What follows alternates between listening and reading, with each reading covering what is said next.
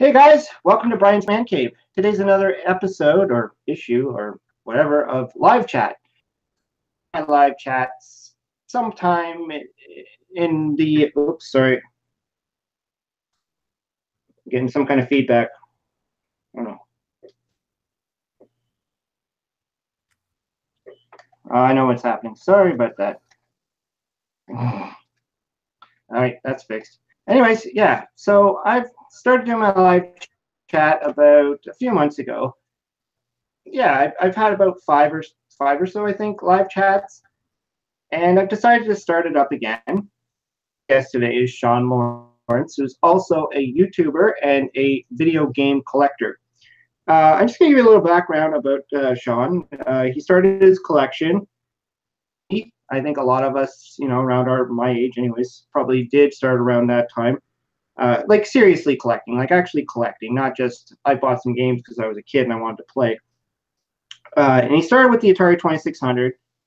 And, at that time, that was a good time to start actually picking up the old games because a lot of people didn't realize that these things were going to be valuable or there was going to be like a niche market, whatever you want to call it. So they didn't care. And I actually remember picking up games for like 99 cents. So, I mean, that doesn't happen anymore. He was able to start collecting. He went about all the way up to the PlayStation time. He collected the NES stuff, job, that type of stuff. He wanted to actually collect all the games that as he got older. He was living on his own. He put the money into his games that he wanted to collect, and he set a goal for himself, almost unrealistic goal if you think about it, to say I'm going to collect every single game I've ever played. But apparently he's done it, so he spent a lot of money on his games. But now, he's got his YouTube channel. He set it up. It's called the Electronic Emotions Program. And, it's tough. He's got kids. He's got a wife, that type of thing. And that makes it really difficult. I know exactly where he's coming from. I'm also married. I have a kid. And, finding the time to do this type of stuff and the money and the resources is not easy. So he's building that up, and he's going to start putting a little bit more effort into his videos. His channel is there. He's got a few episodes up there. He calls it the EE, which I guess is Emotions Program.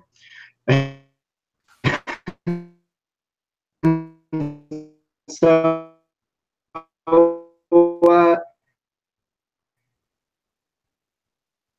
if you can hear me. Oh, no, I cut out for a second there, but here I am. Hi. Hey, there he is. Okay. So typically the way I make this work is I like to ask some questions, and I just like to throw questions out there just to move the conversation along. I don't try to be so formal as in question answer. So I got a bunch of questions, and very similar questions to the ones I had when Happy Beer Games was on the show, and Michael from Notes, other new YouTubers. And of course, he's into video games, so it makes it a lot easier for me because I'm also into video games. So the first question I'm going to actually throw at you is, what inspired you in the first place to start your channel, and where did the name come from? Well, I wanted to start my channel before I ever heard of, the Angry Video Game Nerd or anything like that. If you look on my Facebook page, there's actually a music video game compilation I made back in like '99. I always wanted to share with people, but there's no means to do that. And then YouTube came out, and I made my channel, posted up a picture of a video of a spider. But I never had a camera or the equipment or many games. I felt like I just wasn't up to snuff to make videos, so I just didn't do it for a long, long time. And then when I could do it, I had a family, so my time was sucked away. As for the name, the EAT, the Electronic Emotions Program, I've been writing that on things since I was like 11 years old, on everything, blackboards. I think it comes from Archie Comics. It's tattooed on my wrist. My wife's got it on her back, and my cats have it tattooed inside their ears. Okay. I don't know if it was just me, but it was sorry. Some of that was kind of hanging up on me. So I don't know. I'm just checking the chat now to see if anybody else has experienced any issue. Just want to make sure there's no problems before we continue. I think looks like everything's okay. it's just Sorry you about and me that that. are having issues here and there. That's okay. Yeah, internet's internet. I mean, I've been having problems all week. And you just can't trust it, especially with this crappy weather where I live. The internet's been even slower. Yeah, I know everything's bad here. The internet's all frozen up, all those pipes. Yeah. So sorry. Did you actually say where the name came from? Because from Yeah, my it's point of view, I didn't. yeah. See, I got "Eep" tattooed on my wrist here. Yeah. I've been writing it on things since I was 11 years old. I think it comes from Archie comics. I think Archie says it a lot. And so when I name things, I just make it, electronic emotions program, or when I was a kid, the evil eradication program, or a whole bunch of different, reverse acronyms. Okay. So it's like an acronym type Yeah. of idea, and you just kind of kept it going throughout the Oh, time, and then well, it was a natural progression to call your YouTube channel that. absolutely. I went through, I can't remember what the other options were, but I went through a whole bunch of different, like, what should I call it? But this is what But stuck. when you intended to make the channel, Mhm. like, was it supposed to be about just video games, or did you just want to do it about music, or like? It's about video games. That's one of the two things I do with my life: video games and offensive arguments. So I don't. I won't go Yeah, for those well, here, but the video games. That's what I do. yeah, because like you sent me a little bit of a bio of yourself, and you mentioned that you grew up an only child and you spent a lot of time Mhm. playing video games. I don't Yeah. think the only child thing has anything to do with video games because I grew up with a brother and we played video games. But I think the idea that you spent a lot of your childhood playing video games and there's a lot to relate to it and there's a lot of memories stored with those video games. And I think Lot. that's what happens with a lot of people. Like I constantly put out videos of video games, and I get comments back, people saying, oh, that was a great memory, like I remember playing that game when I was a kid, or I used to play this with my brother, or so yeah, we do attach a lot of emotional uh, aspects to video games. That's kind of what I was thinking where you were going with that. The electronic emotions is that you actually do probably get a lot of emotion from video games, right? Like Well, a lot of. yeah. Well, see, I never stopped gaming. Right. It's not like I go back to my emotions. It's been a never ending progression from my Atari to my PlayStation VR. I've never stopped. It's just one game after another. There's never been a break. Yeah, exactly. So Yeah, that's kind of the way I felt. Like I'm going back to the days of the Intellivision, so that mm, I don't know what exact year it was. It was 80s, early 80s. That's all I can tell you. Like back then, you didn't really focus on what the heck year you're in. It was the 80s, and so I remember having the Intellivision and the Commodore 64, and I played a lot of games on the Intellivision, and it's always remained my most favorite system. And I don't know if it's the one I have the most games for, probably, but I definitely did spend a lot of time in front of that Intellivision. And then when I got obviously progressing to the Commodore 64 with that, because it's a computer, you got discs. It's all about, you get like 5 or 6 games on one disc. And so things were different then. But I mean, there was no collecting aspect. Like, I never even thought about collecting. Like, how are you with collecting? Like, I know you mentioned something, but you didn't think about it, and you could have, but you didn't.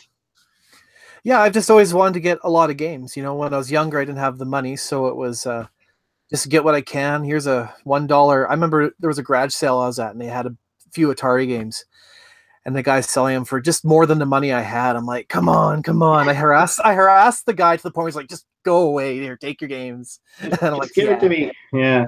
And that's why I got my Well, Ms. Pac-Man for my Atari. the 2600 Miss Pac-Man. Yep, yep.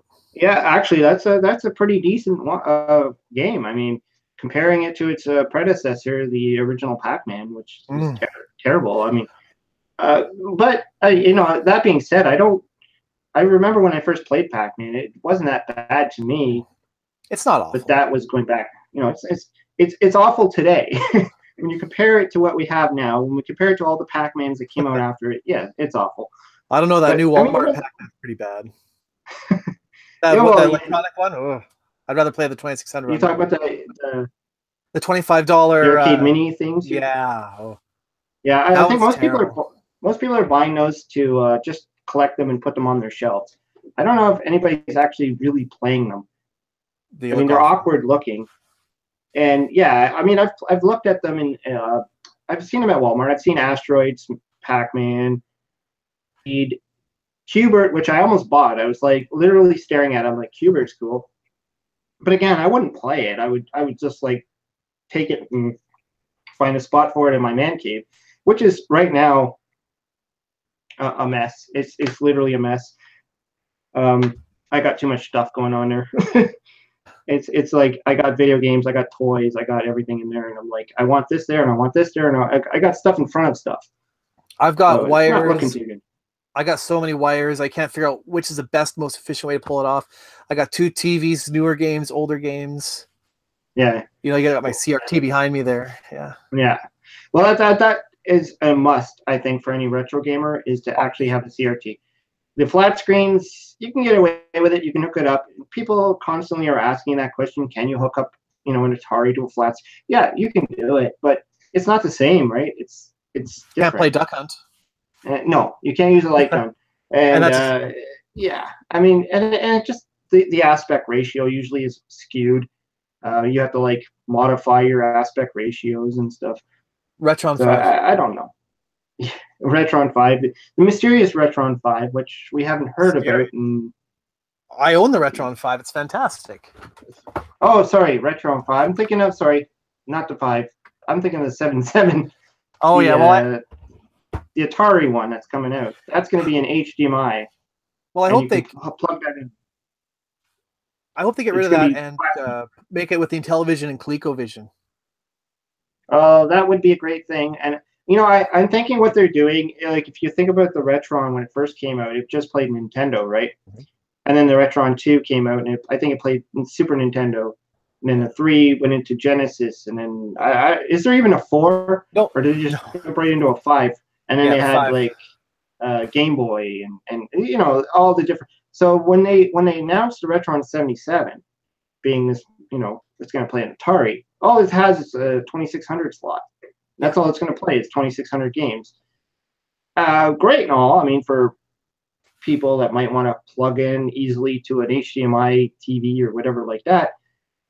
But why just that? Is that just because they're going to start off with that and progress into the 7800, the 5200, I think they make more money selling each one individually is probably the deal. Yeah. ColecoVision. That'd be awesome if they had a Coleco one, because I have a ColecoVision and it's a little flaky sometimes. Like, I plug it in, I put the games in, it's all muddled up. I have to pull the game out, I have to clean it, I put it back in, try again. It usually takes me a good while to get certain games to work. Well, I'm jealous. You have a working Intellivision. I have 2 non-working ones, and I have 2 non-working Intellivision plug and plays. Like, I got nothing. Geez. I do have my plug and plays. Yeah, there's plug and plays of Intellivision. I have a few games, but I have the PlayStation 2 Intellivision Classics disc. That's got like 40 some. Yeah. So much. I think I have that one. It's the closest I know I have one of the. I have the original Intellivision PC when Intellivision Lives. When it first came out, I ordered it from the Intellivision, the Blue Sky Rangers, and then I got the PlayStation 1. I think I have the PlayStation 2. But yeah, my Intellivision, the one I'm using now, is kind of like a Frankenstein. I actually have 2 Intellivisions that I kind of, took all the good parts and made one. So I still have, and I'm using the one with the horrible shell just so I can keep the other one in better shape. So it's kind of like dented and it's got stickers on it and stuff. It looks like crap, but it works. And more than I got. And the paddle, the problem with the controllers, right? The controllers are usually a problem. So I put the crappier one because I hardly ever have a player 2. And if I have a player 2, they're not going to want to play in television anyway. So yeah, what's the difference, right? So I put the good one over there. I also have an Intellivision 2, which I don't usually hook up because you can't play Donkey Kong on it. Why would you want to do that? Yeah, you can't play any of the. I don't know if any of the Coleco ones work on that one. And I found out why or how they did that, and it has something to do with the fact that the Intellivision start screen is on almost every single Intellivision except for the Coleco ones. Oh. So yeah, so that appears to be the reason why it doesn't work, because if it does not detect the Intellivision start screen, it will not play the game. That's what I heard, but anyway. Sounds reasonable enough. My thing about the Intellivision 2 is I'm not crazy about the controllers. I know they're removable, which is cool. Well, that is good, yeah. But I don't know. They feel weird to me. They don't feel like a real Intellivision. So curious about the plug and play. You say you have the plug and play. Yeah, they're blue and they have a D-pad and I think they have a stick. I don't know how you'd bring it. It doesn't look like an Intellivision at all. So I don't know. Is it the one that? Oh, okay. It's the one that's like a joystick and it plugs in. It's not the App Games one. No, and I think it's probably mostly the games that don't require any special keypads or anything. Yeah. I'm assuming. I remember seeing that in a thrift shop once, and I didn't. Sorry, just gonna say hi to OMG James Gaming. Yeah. I remember seeing that in a thrift shop, and I didn't pick it up, and I'm still kicking myself. I'm like, what do I need that for? I have a real Intellivision. But there was also the flashback, the Intellivision flashback. And that actually has like Intellivision style controllers. I don't think it's exactly the same, but they're similar. And there's they have the overlays for it. There's one I have on Virage Sale right now. You know what Virage Sale is? It's a classified ads kind of site people shop on, and there's one there for $70. I'm like, I don't know, $70 for the Intellivision flashback. I'm like, That's a little bit high. Yeah. Is it used? Used? It is used. Everyone sells their games high here. Everyone's a businessman. Everyone's in for the buck. Yeah, and that's the problem. The Intellivision flashback, I don't think it's as popular as the Atari flashback, which is why we have like 8 Atari flashbacks and we have like 1 Intellivision. And I've seen people asking questions like, are we going to get an Intellivision flashback too? And they're like, it's just not as popular. I want the. I have the Coleco. Well, yes, the Atari Flashback Portable. Yeah, I think that's a must-have. If you don't have it, you need to get your hands on it. I want to. There's 2 of them. The first one that came out, and there's the second one. Came out with the Flashback 8. I don't know. I like the first one. I don't have any problems with it. Oh, I lost you here.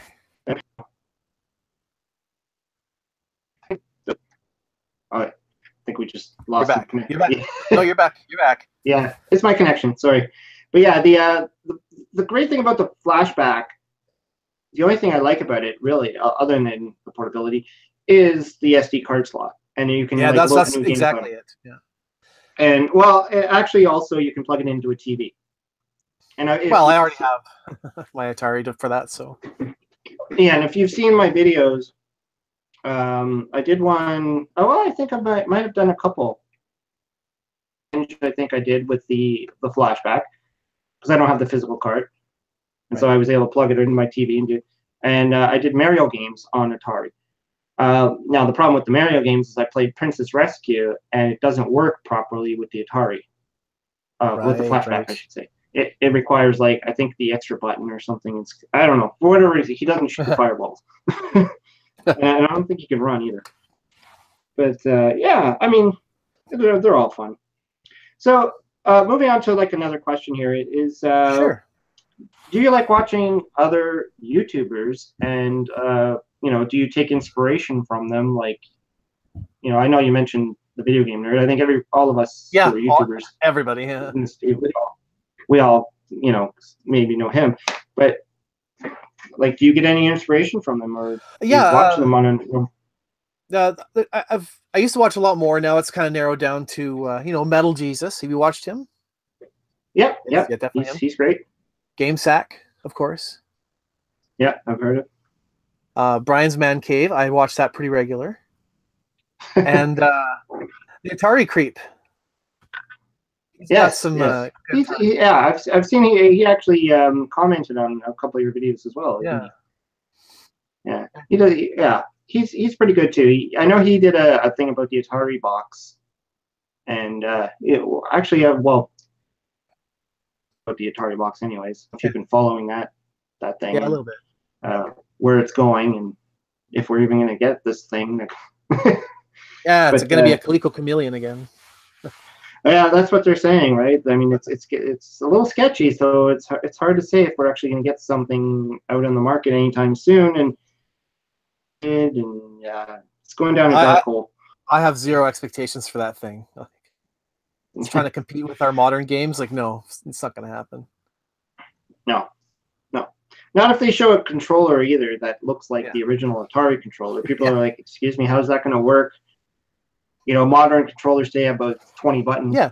If you want to make retro games, put them on the new machines. The Switch is nothing but retro games, right? The Nintendo Switch is, exactly. There's like 4 games that are like modern style. So you're saying $400 for a old machine? So when you make your videos, like I know you don't have a whole ton of videos. I believe you started, what, 4 years ago? You started the channel? I'd say that's, to be fair, yeah. 2013 is when I think the first video came out.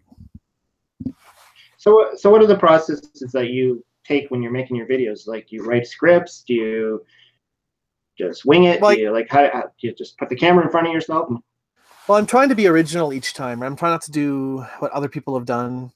So the first one was my gaming firsts. So that was easy enough. So I want to make sure I said everything I wanted to say without getting too wordy. That's what I'm afraid of. I tend to talk too much. So my videos could easily turn into like 5-hour videos. Look, my asteroids one turned into 2 videos. I think that was almost half an hour of asteroids, and I was only touching the surface of what I wanted to say. Then I had the Donkey Kong Jr. glitch video. I sent you that one time and showed you. Yeah, I remember watching that. Yeah. yeah. You taught me something I didn't know about Donkey Kong Jr., which was no one knows. You were the first to know. Well, the people who might have watched it before you, but no one watches my stuff, and not yet anyway. I don't have enough. But yeah, no, I come up with what I want to talk about, and I kind of sit on it for a long time, get the game capture first, and then I try to talk about what I want to say about the game capture, and just kind of make the two meet. And then the biggest part is just fighting over what editing program I'm going to use to make it work, because I always have troubles. I've been using Lightworks you recently. Switch? Oh, yeah. Well, so you switch around and have to relearn the whole thing again. And anytime I am doing voiceover stuff, I got these kids screaming and yelling, and I can't concentrate. And yeah, well, that's the thing. I mean, when I was reading your little bio that you sent me, and you're like, you got 2 kids, I got 1. Yeah.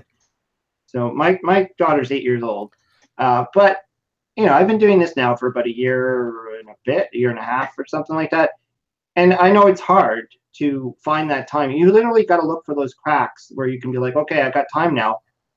They went shopping, or they went to her mom's house, or they went somewhere. You're like, that's it. I got X amount of time now. Or even when I come home from work, I usually have about an hour of time from when I get home from work to myself, where I can just go downstairs into my man cave, set up the camera, start playing a game, start doing a commentary, start, doing the whole thing. And then I tend to edit later, because I'm not going to have time to edit right away, because it's like, daddy this, and you get dinner going, you got that. So, like, how do you deal with it? I mean, like, you got 2 kids. I don't know. I don't even know.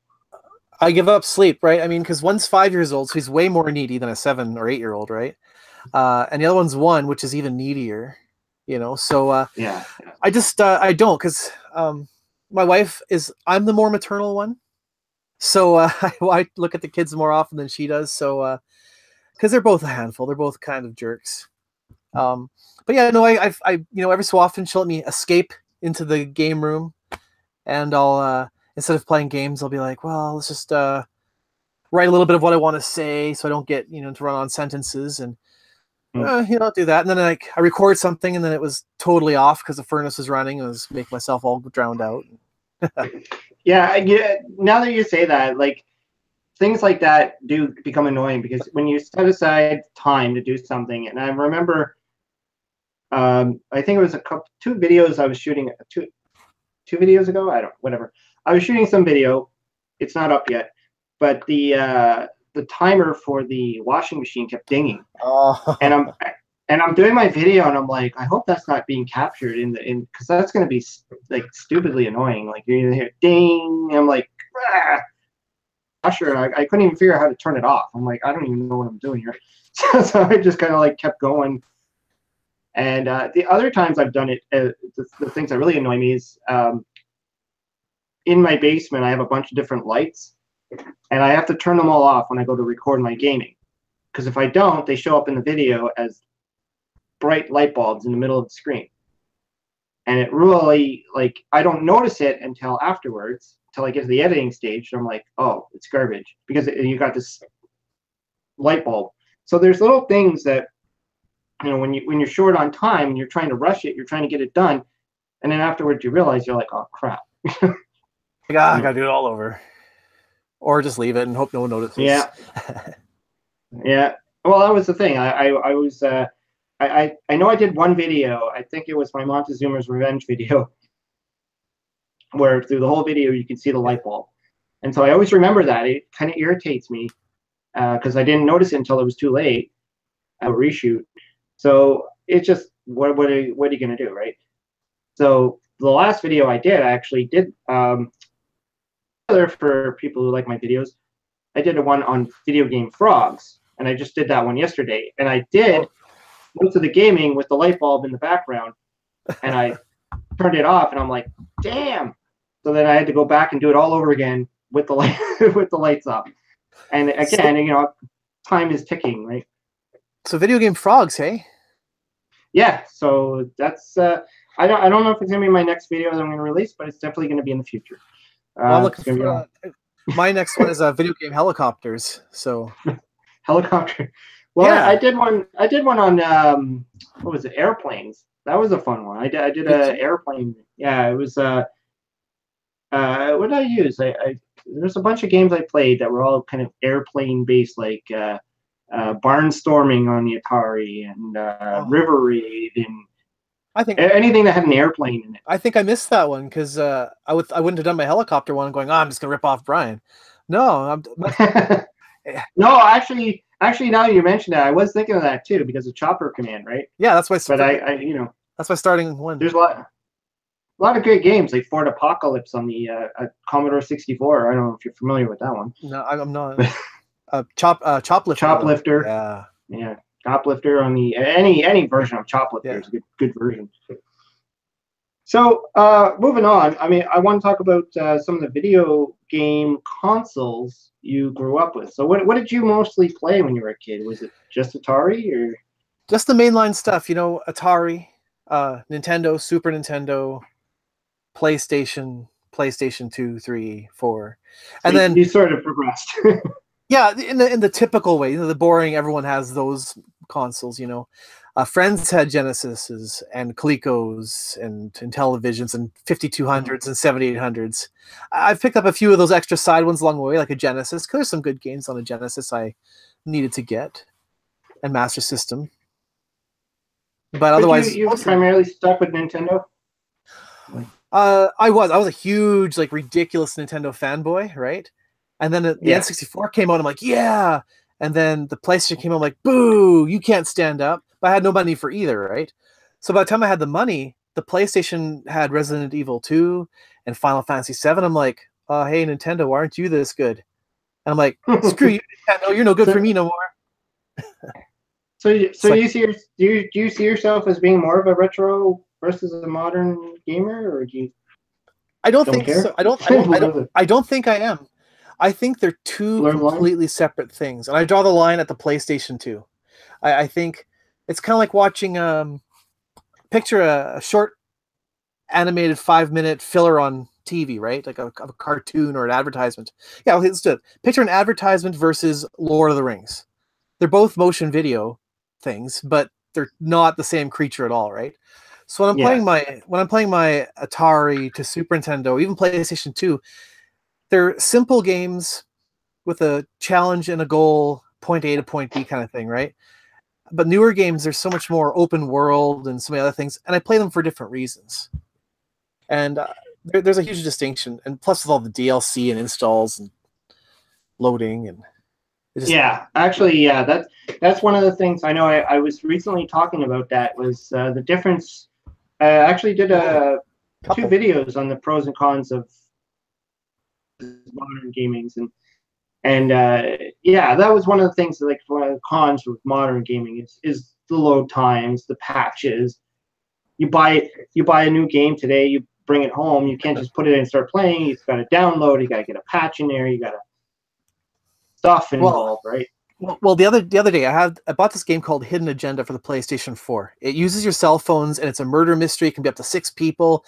It sounds really cool. It's by the makers of a game called Until Dawn, which is awesome as well. And I had these people over. I installed it before I got there, going, okay, it's only a 3 gig install, whatever. I'm fine. It'll be great. We get ready to load it up, and it's like there's a second install.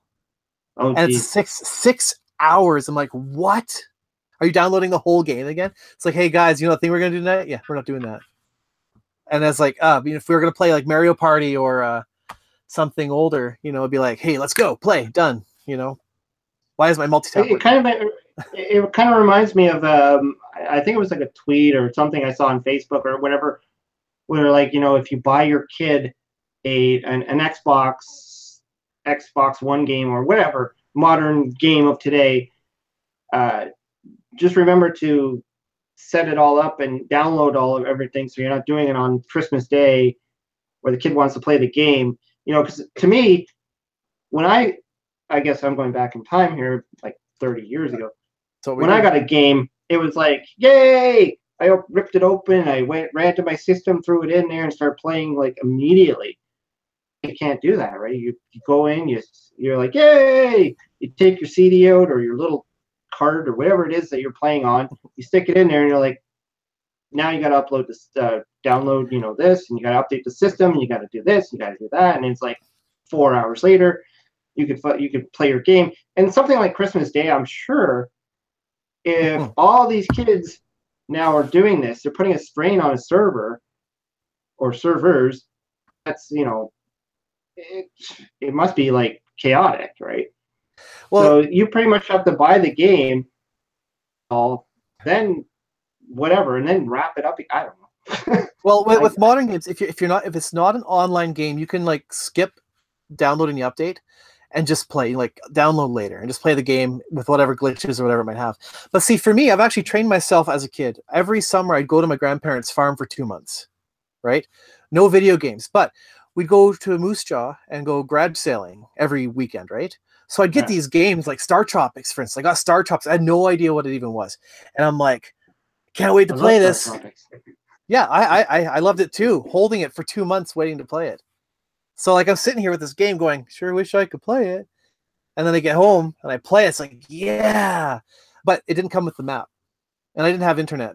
So I had to go through 000, 001, 002. Oh, you're talking about the thing where you have to dip the letter into the water? Yeah. And I didn't have that. So yeah.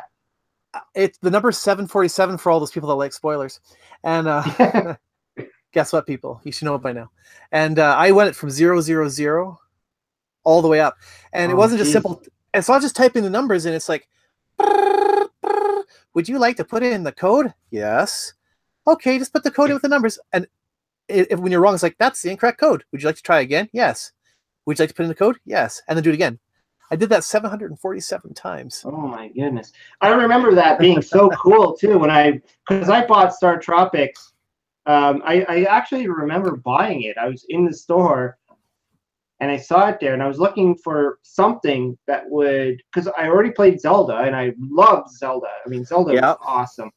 And I completed it and I was looking for another game like Zelda, and I was looking at all the selections on the display, behind the glass. Yeah. And I was looking at the different games and I'm like, what's this? Star Tropics. And I looked at the back, I'm like, that looks like a Zelda game. I'll take it. I think I paid like $50 for it. I don't know, whatever. It's worth it. And I remember getting home and playing it. I'm like, oh, this game is awesome. And I was like, every few as I progress, I'm like, this game's really cool. And then when it got to that point where it's like you must take the letter and dip it into the water, I'm like, this is so cool. Like no game has ever done that, in my opinion, ever. So being able to like take a physical thing out of the box and going in and decoding it and putting it in there, I was just like, this game is awesome. Like, Yeah, it's frustrating though. I admit that yeah, it's a frustrating game. It's cool then, but not when it was Metal Gear Solid. Do you play Metal Gear Solid ever? It might be a little bit past your. No, it's a PS1 game, and at one point you have to. I remember playing. What the heck was it? I remember playing maybe it was Metal Gear. I don't know. I played something on the Xbox. My wife's boss's kid. We were over at their house, and he had an Xbox, and I sat down and I was trying to play with him, and I was lost. I was totally lost, and I think we were playing something like that, like Halo or one of those games, the first-person shooter games. And I was running around, and I was just like, "Where am I?" And I didn't know, and he was laughing at me. And I was just like, "I'm sorry. I play Donkey Kong. I don't know what I'm doing here." Well, the fourth wall breaking thing in Metal Gear really annoyed me because you know how in Star Tropics, look on the map, get the map wet, and you do that, and it's great. Well, in Metal Gear, I'm looking for this radio signal number for this girl to contact, right? And the game's, I can't find it anywhere. And it's like, look, check the back of the CD case. So I'm looking all over the game for the CD case to look for, right? And eventually I figure out, oh, you mean the back of the CD case of my game. And it's like, this is like another part of the game where you have to fight this boss, and he anticipates your every move, no matter what you do. And eventually, oh, he's reading your controller port, so switch your controller to controller port 2. So he's not reading controller port 2, he's reading number 1. It's a whole bunch of fourth wall breaking stuff. It was really great, but it's really annoying until you know what to do. It's really weird too. It kind of reminds me of what they tried to do back in the Commodore 64 days. I'm going back again. I remember they did these little tricks to try and prevent piracy because yeah, my first experience with Castlevania the first Castlevania that everybody's more familiar with, the NES. My first experience was on the Commodore 64, and my friend had it. I didn't even own it. And when he bought it, it came with a booklet. It was like this red booklet with codes, like numerous codes all throughout it. And so when you loaded the game up, it asks you to find a code in a certain spot in that booklet to verify that you actually own the game. And so that, to me, makes it sound like these things are implanted in the game to make sure you own the game. But that doesn't make sense when it's with a cartridge, right? Like a disc, you can make a copy of it. It's easy and whatever. But you're not going to make a copy of something where you need a booklet that you. And the other thing that I remember about it. Maybe Star Tropics was just for fun. Yeah, and that's what I'm thinking. Like, the thing with the Castlevania thing is the reason why it was that red color, and black text, is you couldn't photocopy it. Oh, right. Okay. So it made it even harder. Yeah, if you photocopied it, the whole thing would turn out black. And so they knew what they were doing when they did that. So that was their tactic. So I guess the Star Tropic thing is just to try and add a level of augmented reality to say, this is for the fun of it. This isn't like a trap to prevent you from pirating the game. Although, with emulators, it does kind of make sense now, because unless you go online and you find somebody who actually puts that code there and says, this is the code, what are you going to do? You emulate it. And I don't know if they did the same thing with the Star Tropics 2, Zoda's Revenge. I don't know if there's... I never heard anything, but did you see, maybe you don't know, they released Star Tropics on the Wii as a downloadable game. Like a ROM. So, yeah. So what they did, though, is they actually added a little extra. There's a digital little thing where you can drag a map onto a water bucket or something, and it'll give you the code. Oh, because if you're downloading it, they can't download the map, and they don't want to just tell you. So they make this little mini interactive thing to dip the map into water for you. I think you have to do it actually in the downloadable instruction manuals that come with it. So it's cool they remembered that and didn't just alter the game to fit modern sensibilities. Well, that makes sense. I kind of wondered that too, like with the WiiWare. I didn't do a lot of downloading of Wii games or Nintendo games on my Wii. In fact, the only games I actually downloaded were the actual original Super Mario Bros. 2, Ditto. North American one that we got, the Doki Doki Panic one.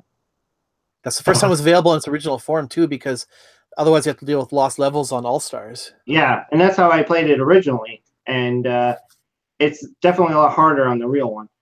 And the other one I downloaded was a Castlevania game that they made available on the Wii.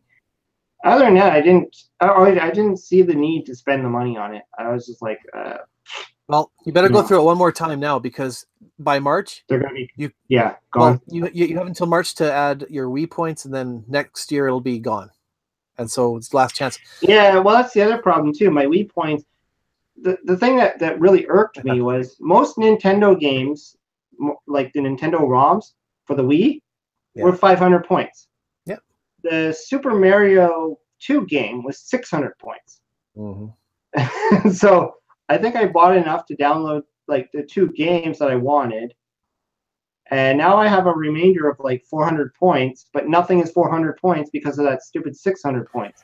Yeah, you have to do this whole search through the whole store, do the math. Okay, how can I get this down to 0? that's how they got you there, right?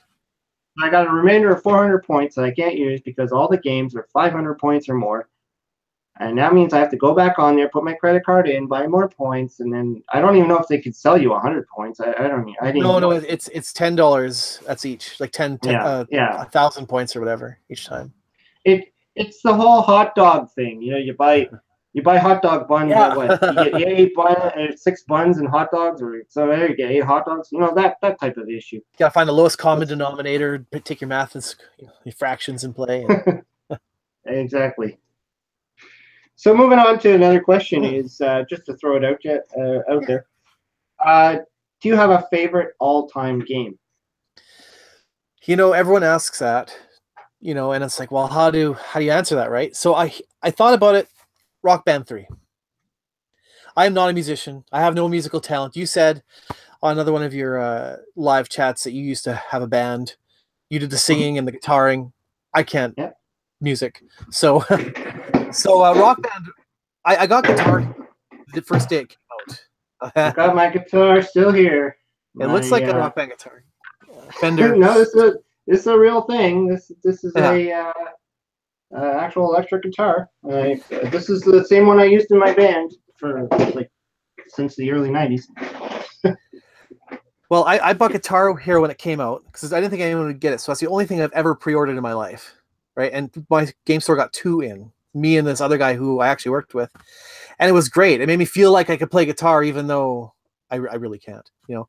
And the reason why I like Rock Band 3 out of all the music games, because they're all kind of the same between the Guitar Heroes and Rock Bands, is Guitar Hero or Rock Band 3 actually had pro instruments. And I actually bought the 172 button Rock Band 3 guitar. So you could literally learn how to play guitar using a video game, Rock Band. So the Rock Band used actually like a guitar strings? Or? No, there's these weird almost strings. They're all the same gauge. So that doesn't teach you how to feel the difference. But there's 172 buttons on the neck. However, there was one version of the Rock Band guitar on the Fender website, and it was a real electric guitar, but it still had the buttons under the strings, so you still. Oh, it's weird. I know I tried. It was actually a while back. I tried Guitar Hero. I don't know if it was PlayStation or Xbox or whatever it was. It's all the same. Yeah, I remember trying it, and a lot of people thought I would be good at it because they're like, "Oh, Brian knows how to play guitar. He's been a musician. He's played in a band. He wrote his own music." And so they handed me this thing. I'm like, "This isn't a guitar. This is a joystick with buttons on it." Like, here's what I figure: people that actually know how to play guitar, 100% of them I've met can't play Rock Band. There's too many like the hammer-ons and pull-offs.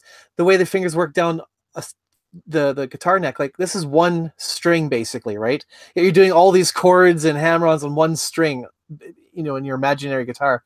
And so yeah, your brain is not wired to handle this pathetic wannabe guitar. That's why you can't do it. Also, the strumming too, right? You're not strumming on a full 6 strings. You're strumming on this one little thing that's just bouncing back and clickety click. Yeah. So you know, it was totally unnatural. But despite the fact that I bought the keyboard, which is a really solid keyboard for Rock Band 3, and I got the pro drums with the cymbals and the pro guitar and all these other guitars, all I do is stick the microphone and sing. That's what I do. And it's funny that if you notice, like a lot of the stuff Like if you go, you said you go thrift shopping and stuff like that. I do. If you go to thrift shops today, you find a ton of those things. You find lots of the guitars, lots of the drums, lots of the games. It's like they end up in the thrift shops. Like, what's going It's on? kind of turning around though, actually, because they're not being released constantly now.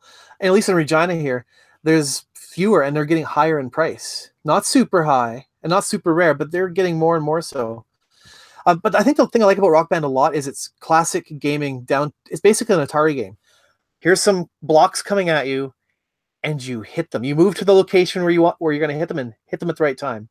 It's like all those little LCD games. You got spaceships coming at you, and you go left, right, shoot, left, right, shoot. It's a very simple game to music. So if you thought of a guitar as not a guitar, and you were just actually just pushing the space you want to go and shooting the block, that's the game. The amplitude is like that. Yeah, well, that makes sense. And you know, one thing that comes to mind when I'm thinking about this is games like Parappa the Rappa, if I said that right, on the PlayStation, and those Dance Dance Revolution things, where it's all about, you know, it's mostly just pushing buttons at the same time when something's flying down, right? These are all pretty much the same concept. Like it's all push and put. If you look at the guy here who's chatting to my username, if you want to say it that way, he's chatting here. He knows all about Parappa. He's a master of Parappa and Jammer and stuff like that. I cannot. I asked Space Channel 5. I have that too on the PlayStation 2. That's a very good rhythm game. I do like my rhythm games, but there's your very simplistic rock bands, Guitar Heroes, and then there's your weird wacky ones like Gitaru Man, Space Channel, Parappa, Taiko Drum Master. Donkey Kong's bongos. Donkey Konga and all that stuff. Yeah. We never got the third one of that series. I just remember my friend, actually a friend of mine that was in my band, my real band. He was just a singer, and he was the one who brought Parappa the Rappa home, the original PlayStation 1, I think it was. Yeah. Game, and I remember he bought it and he started playing it. I'm like, what the heck is this? You know? And I'm like, why are you? Okay, first of all, we're like a rock band style. Like, I don't know what we were. We played a lot of Nirvana. We played Green Day. We played Metallica. We played like more rock stuff. And he brings this like PlayStation game with this rapping guy, this dog rapping and stuff. And I'm like, and you're just hitting arrows and stuff. I'm like, what is this? I didn't get it. On all the arcade games started becoming popular, Dance Dance Revolution and stuff. I'm like, oh, hey, that's that Parappa game that I saw, you know. And then it just shot into like Guitar Hero. I'm like, that's the same thing. It's the same thing. You're pushing buttons, a timing or a rhythm, right? No, and I got that. But what's good for people like me who cannot music. Music is a verb, and I can't do it.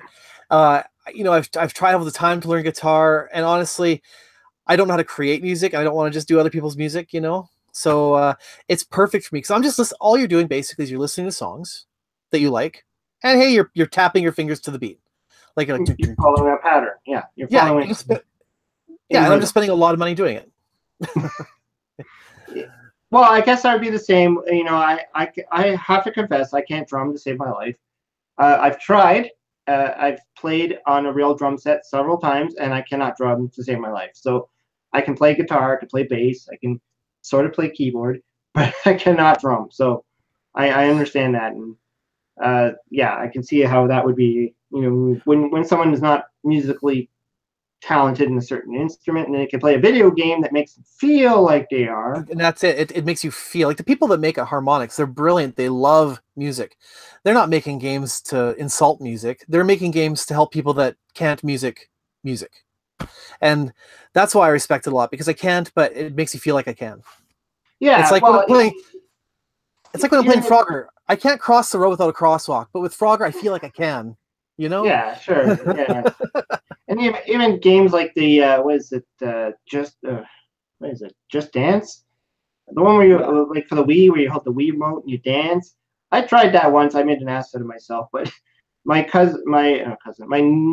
niece, she plays these Just Dance games, and we pretty much buy her the new one every year. I was actually surprised that they even still make them, because my brother asked me. He's like, you know, she would like the Just Dance 2018. I'm like, are you sure they still Yeah. make Wii games? Like, Yeah. the Wii U is come and gone. We're now in the Switch era. Do they even make Wii games? And I went to Walmart and I saw it there. And I'm like, okay. And it's the same idea, it's dancing. It makes you feel like you're dancing to the music or whatever. It's great. It's But sometimes whatever. they can make it too simple. Like, I have lots of karaoke games, Karaoke Revolution, Rock Band, but I bought Just Sing, which is the singing version of Just Dance. Worst karaoke game I've ever played. It's absolute trash, and I paid $1 for it. And it was too much. So I'm assuming Just Sing. I'm assuming Just Sing is just as awful, or Just Dance is But just as awful. how is that any different than a karaoke machine? Well, Why wouldn't you just buy a karaoke and these just games, sing over top of the karaoke? well, these games score you, and you can go online. Oh, okay. So you can actually connect and then sing And online with your bad singing. Hey, I've got mad singing. I'd show you I on think YouTube, but I think a lot of us we think we can sing and then we realize we can't. I know when you watch American Idol and stuff, and it's like these people think they can sing. They're like, I sing in my car and my the classic one. My singing instructor says I'm great. Yeah, because you're paying them money. yeah. And they're like, I can sing. It's like, even though I was in a band and I sang in the band and I was like one of the lead singers, I can't sing. So I admit it. So I've never tried to do these type of karaoke games. I'm going to be humble and say I'm not great, but you know what? I'm better than a lot of people that I know, and I've been to real karaoke, and I definitely am like, yeah, these guys suck. But I give it credit to Karaoke Revolution because it shows you where your voice needs to be. It shows you where you are, and eventually you're like, yeah, that does sound a lot better if I tweak my throat a little bit more this way. And I think it's taught me a lot about singing. The Karaoke Revolution games and such, which are also made by Harmonix, by the way. And Guitar I guess, Hero. yeah, and it also depends on the kind of music you're doing, right? Because there's the pop music. It's just like the Guitar Hero, right? I remember when I was doing the Guitar Hero and I was like playing some of the slower songs, and then I read there was like Guitar Hero Metallica. Yeah. I'm like, how the heck would you keep up with that doing this? I don't. I have the AC/DC one and the Metallica one, and I don't do the singing on them because that's not my thing. But Well, yeah, I mean that's a totally different. But I've sang Cartman's Poker Face by Lady Gaga on Rock Band. Cartman's Poker Face. Can't see Mike, you can see my poker face. Yeah. Yeah. Okay. Yeah. Yep. I hear the Cartman. Yeah, that's definitely Cartman. So I'm gonna wrap this up. One, and that is tell us a little bit about your collection, because I read that you've been collecting a long time now, and you started with the Atari 2600. So what do you like about your collection? Do you have any favorites? Do you like, how big is your collection? What's the value? Well, I don't know the value. That's not something I ever worry about. I'm not a money guy. I don't buy it for money. I don't think about, ooh, look at this. Although, I mean, on occasion I do. Like when I look at my Pocky and Rocky, I'm like, hey, that's a lot of money. I'm happy I got it when I paid $15 for it. Right, but yeah, I've always like 250 maybe. I don't know. It's like my most expensive Super Nintendo game. Yeah, it's huge. Yeah. And but I've always been behind the times. Like I've always been a few generations behind. So I've always got my games super, super cheap, just like Pocky and Rocky. Like no one wants them cheap. Go to garage sales. I bought Yoshi for like $1, for Nintendo, which isn't that expensive. But eventually, once I got a job living out here in Regina, I started buying games new. Like I bought Kingdom Hearts new, Grand Theft Auto 3 brand new, And so my main goal has been to buy all the games I've ever had. And just the other day, my final order came in the mail of this Clash Ball for the NES. Was the last one I needed to meet that goal. And so, to put it into perspective, back in about 1999, a girlfriend of mine gave me Jammer Lammy for the PS1, Parappa's sequel. Oh. She uses the guitar, and after you beat the game, Parappa is unlockable to play in the game too. And that was my 300th game. Back then. And it was like, yeah, so I got a couple new games back then too. Now I'm probably closer to the 3,500 mark. Oh. Yeah. So it's escalated a lot. I buy a game when I snag it, because we were talking about Pac-Man earlier. And I had a You choice. mean like the Pac-Man chugging the Dr. Pepper behind you? Like that Pac-Man. On the Atari 2600, when they were still in the stores, my parents said, okay, you can buy one game. And they're $10 each. And it's like Battlezone, Junior Pac-Man, or like, Battlezone looks cool, right? It took me literally until about 2 years ago until I saw Junior Pac-Man again. And so I bought it for like $20. And so because of that lesson, like if you don't buy a game when you have a chance, it's gone. So anytime I've ever had an inkling to buy a game, yeah, I better get it. I have a passing interest. I better get it. So that's why I have my games. It's not because I want to collect and amass all the games, but I want to get all the games I want to get. And sometimes you just have to take that risk. Otherwise it's gone forever. Yeah, I hate that feeling. Actually, I just did that myself not that long ago with Spy Hunter on the 2600, the Atari 2600. I was like, I don't have that game. I've been thinking about it. And just all of a sudden, I jumped on eBay, and I'm like, I'll look around, and I saw one, and this guy had it for like a fairly decent price, and I put in an offer. I'm like, how about I pay you this amount? And he took it, and I'm like, all of a sudden, now I just bought Spy Hunter, and it was like, what have I done? You're happy. You can easily get out of hand, right? And I used to go to a flea market too, and buy games there, and yeah, you just go nuts, and you come home and you're like, why did I spend all that money? But I know, but I think I'm not done buying games. Like there's still new games coming out. Kingdom Hearts 3. I'm completely enamored with my PlayStation VR. Blows my mind. It's so incredible. But there's always new games I'm going to want. But I don't think I feel the need to go out and seek out new old ones. There's always going to be more old games I want. Like I wouldn't mind having Spy Hunter for the Atari. And someone just brought in a valid point about the flash cards. Ray Warden. These things exist. Yes, we know flash cards exist. We know emulation exists. Yeah. I mean, I can just as easily say I can emulate every single game I want on my computer, but there's something missing there. There's just a piece of it missing. And I love the feel of a physical cartridge. Mm-hmm. I've always loved that. I prefer that. Even when I do my videos, in most cases, I want to actually play on a real system with a real cartridge. There's going to be some cases where I actually will use an emulator. And they're not bad. It's just that it's not the same. There's something missing. Well, on my channel, I'm not going to use emulators. The closest thing is my helicopter video. I'm using the Sonic's Ultimate Genesis Collection for the PlayStation 3 to show one of the games, as opposed to having the actual cartridge. And that's the thing. Depending on how you want to emulate, right? You can emulate with computer. Like for me, when I emulate, I emulate either using the Atari Flashback Portable. Recently, I've just been using my Flashback 8, which is not bad. Or I do it on the computer. Now, the only difference is when I do it on the computer, I'm going to have a much better quality because it's actually a screen capture versus a video on a TV with all of those scan line problems and blurriness and But in my opinion, when I do that, it's the real thing. You're looking at the real thing. Mm-hmm. When you see a screen capture, you're looking at something that's kind of more. I don't know how to say that. It's a little bit sterile. It's not real. It's not. You didn't have that experience. So I kind of like that real feel when you plug in the game and you actually get the real thing on the thing. So emulators are great though. And there's one point I want to throw in there, and I think I got this because of John Hancock. I guess you're familiar. I watch him too. Yeah, he's a great guy. He kind of talked a little bit about this, and that I think it's a series of Does It Still Work, and that we have to face the facts that someday a lot of these things are just going to quit. They're just going to stop working. My VIC-20, I have a VIC-20 that I bought in a thrift shop like probably 20 years ago. Worked a long time ago, but doesn't work now. It's blank screen.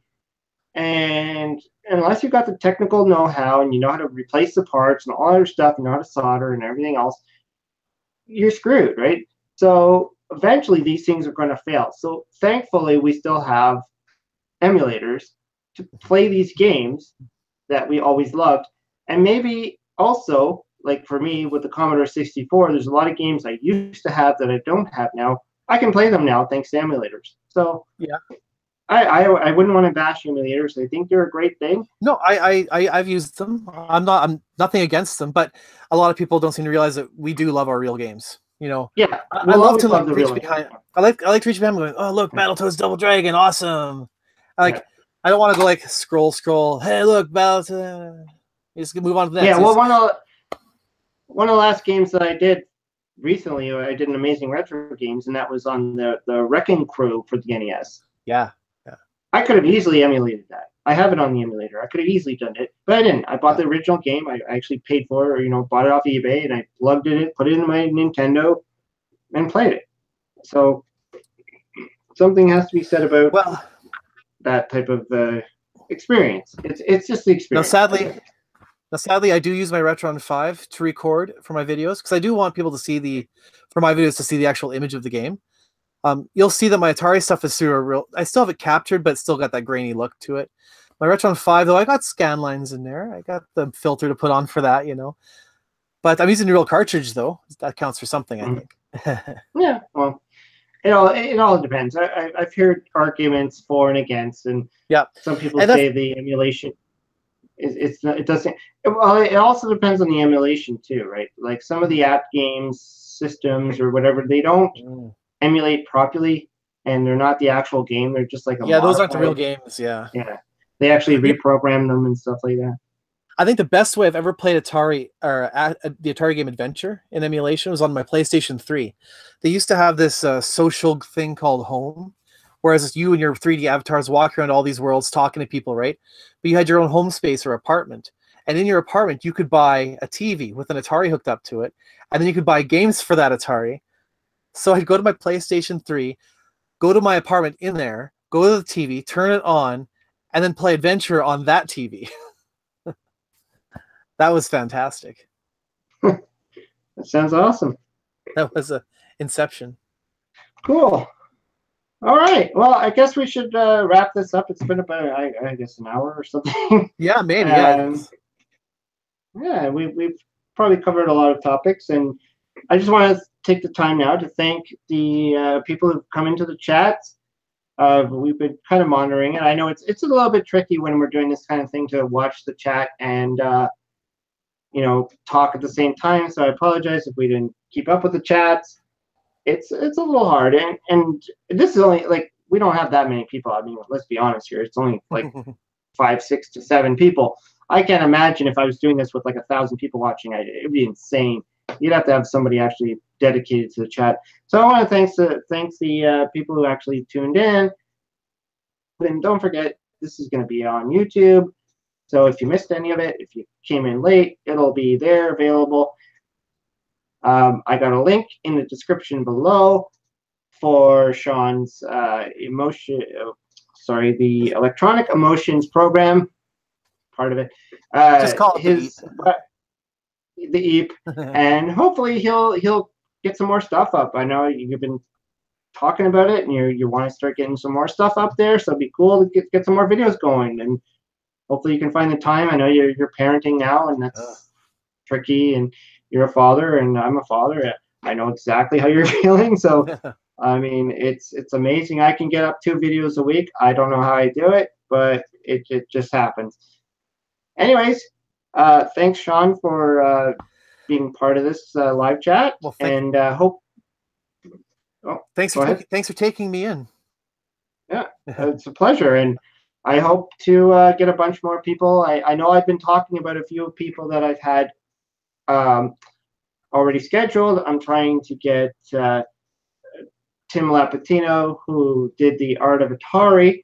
I've been in talks with him. I'm still in talks with him, but it's a scheduling conflict of when he's available and when I'm available. He's a busy man. I don't blame him. So hopefully he's still interested. So hopefully that'll be like coming up soon. And I have a few other guests lined up. And if anybody else wants to be a guest or knows anybody that's going to be a guest, just throw me a line. I'm on Facebook, Brian's Man Cave. You'll find me there. Throw a link, throw something in the comments on this video. You can find me. Anyways, great having you all join in. It was a pleasure talking with Shawn, and I hope everybody has a great night, and see you next time.